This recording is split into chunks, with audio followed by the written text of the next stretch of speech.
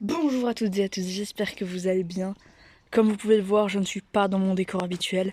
C'est tout à fait normal, car aujourd'hui, on va faire une vidéo sur un truc un peu spécial, mais qui va sûrement aider énormément de personnes.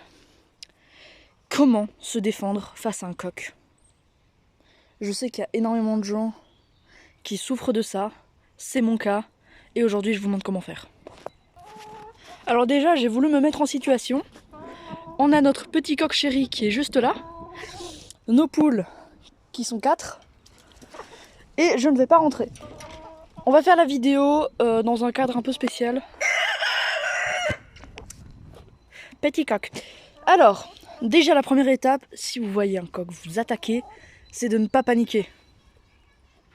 Je sais que c'est pas toujours le plus simple, mais je vous jure que c'est un truc qu'il faut bien respecter parce qu'il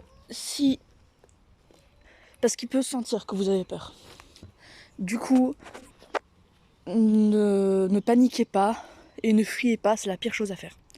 La première chose à faire, c'est de lui montrer que vous n'avez pas peur de lui. Donc restez là où vous êtes, tout simplement.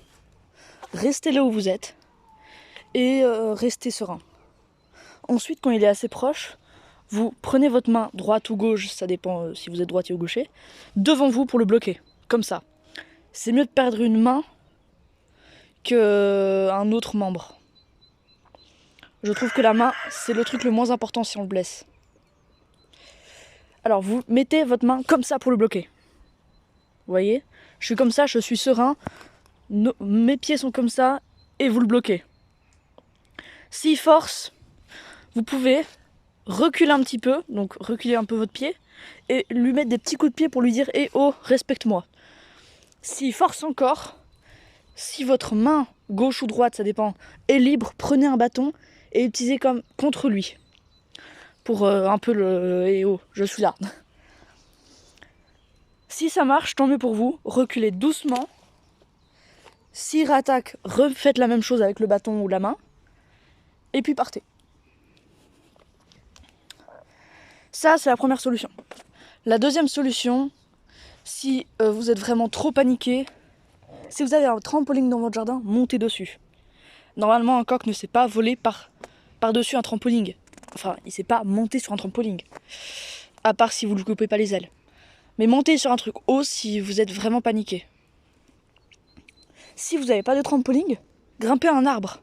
N'importe quoi qui est en hauteur. Si vous avez trop peur de le combattre, si vous êtes vraiment pas serein. Alors désolé si la caméra tremble, c'est normal parce que j'ai pas mis de manteau, je suis un peu bête moi aussi. Donc voilà, montez sur quelque chose de haut, n'importe quoi qui tient et où le coq ne peut pas y accéder.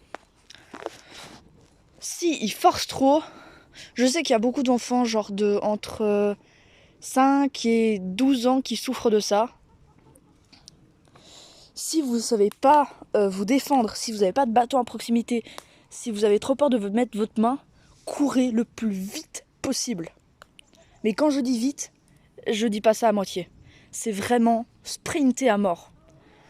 Normalement, si vous êtes en état de fuite, soit il va vous suivre. Alors là, retournez-vous en un coup. Il va vraiment avoir peur et là, il va partir, il va plus oser attaquer. Ou soit, continuez à sprinter, il va finir par vous arrêter de vous suivre. Sinon, si vous avez un chien, c'est mon cas d'ailleurs, si vous avez un chien ou n'importe quel animal qui peut faire peur à un coq, amenez cet animal avec vous. Il peut vous protéger, sans le vouloir évidemment, mais il peut faire peur au coq et du coup, vous protéger parce que le coq va pas oser vous attaquer du coup.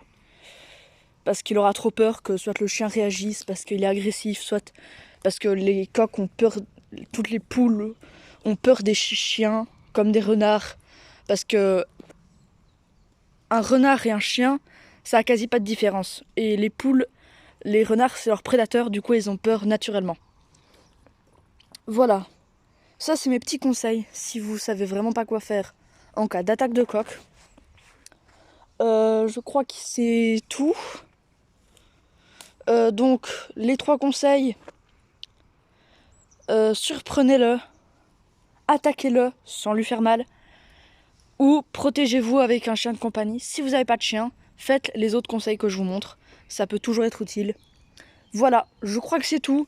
Donc si vous avez apprécié cette vidéo qui est inhabituelle normalement, n'hésitez pas, le petit pouce bleu, l'abonnement, on est déjà à 24 abonnés, c'est un truc de fou. Et moi je vous dis à jeudi prochain pour une nouvelle vidéo. Alors juste un petit truc pour vous dire, j'ai beaucoup de projets de vidéos en tête, donc c'est possible. Hein, je sais pas encore, mais c'est possible qu'il y ait des petites vidéos bonus durant la semaine. Je vais voir si je peux et si voilà, je suis vraiment débordée. Mais normalement, il y aura des vidéos durant la semaine, des petites vidéos bonus. Mais normalement, on garde le même rythme. Un short tous les lundis, à une heure à peu près aléatoire. Et une vidéo, une vraie vidéo tous les jeudis entre 16h et 20h. Voilà, bah moi je vous dis à très bientôt.